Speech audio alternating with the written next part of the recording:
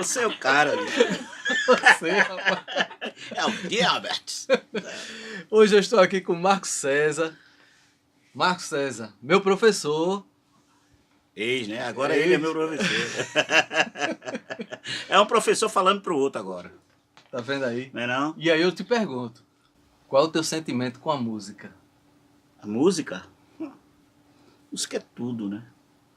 Eu me emociono várias vezes, em vários momentos, quando estou com o Coral Edgar Moraes, quando estou no palco tocando o meu bandolim com os meus queridos amigos do Marcos César Trio, quando eu estou também com o Quinteto de Bandolins.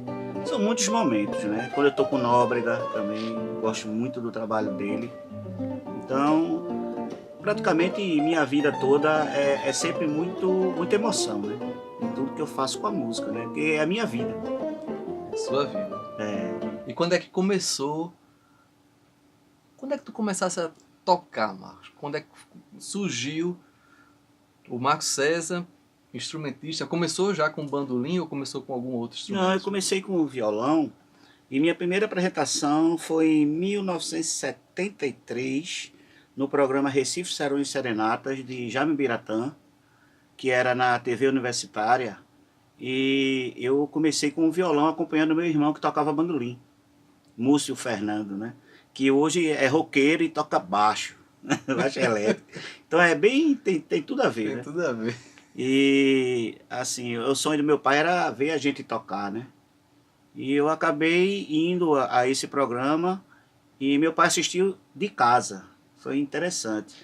E um dado importante nisso é que esse programa lançou muitas pessoas, dentre elas o Beto do Bandolim, Jacozinho, que é José Roberto Alves do Vale, e por que não dizer o grande Nenel Liberalquino, que era meu contemporâneo na época. Eu fazia uma música, ele fazia outra, aí ele ia com o pai dele, sabe? A gente tem a mesma idade, a gente tem diferença de meses, né? Então, acho que foi o início também, acho que para o mundo de Nenel. E isso me marcou, né? Porque meu pai era uma pessoa que tinha uma relação muito grande com os grandes músicos de Recife, de Pernambuco, que era Canhoto da Paraíba, que era amigo dele, tanto é que Canhoto fez até música para ele, Rossini Ferreira. Então a casa da gente era frequentada por grandes músicos. E aqui e acolá ele via a gente com um pedaço de madeira tocando Roberto Carlos. A gente vivia acompanhando, quando eu tinha aquele programa de Roberto Carlos, era os RC7, que ele dizia assim, agora minha maneca, Vanderlei, aí ele ficava assim, e aí quando o Vanderlei entrava, ou quando ele começava a tocar, a gente pegava um pedaço de madeira e ficava imitando, e meu pai ficava lá de longe rindo, olhando para mim e para ele. Aí éramos os dois, não tinha som, era só aquela munganga, como a gente chama, né? E aí, depois meu irmão começou a aprender algum chorinho lá, de Jacó, que papai adorava, né? E a gente tocando, estudando na sala do apartamento, e ele lá do quarto dizia, tá errado, a nota não é essa não, não sei o quê. Ele tinha um ouvido muito bom, um ouvido muito apurado, que meu pai foi de rádio, né? Ele tocou na Rádio Difusora de Pesqueira e minha mãe era locutora. E ele tocava o quê, mano? Tocava violão de 7 cordas maravilhosamente bem.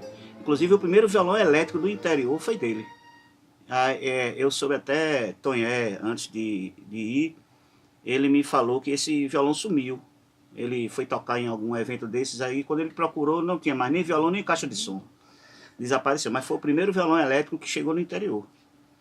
Então, assim, a casa da gente era muito bem frequentada e grandes músicos, músicos de referência nacional, ainda hoje, né?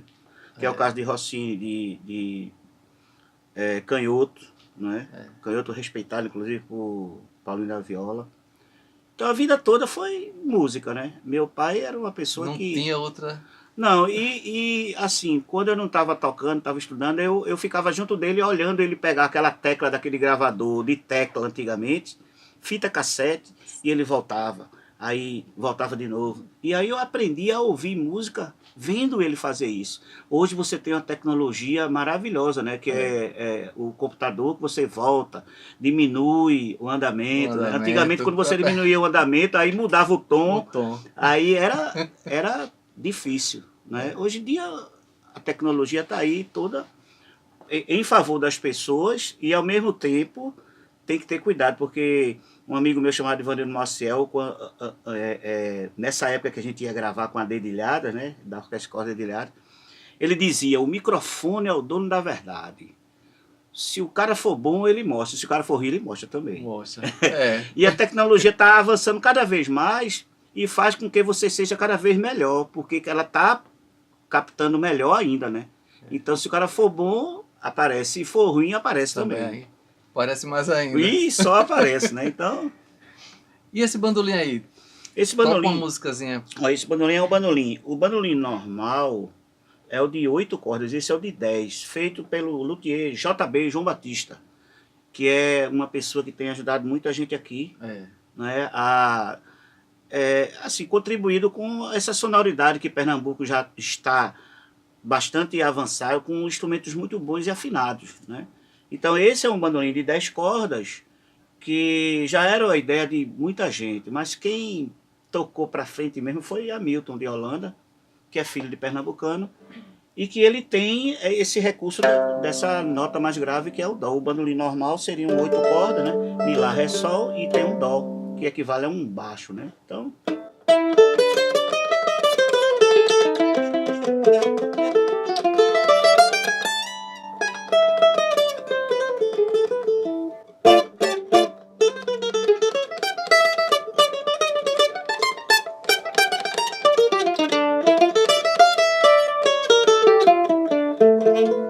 palhinha aqui, sabe o quê?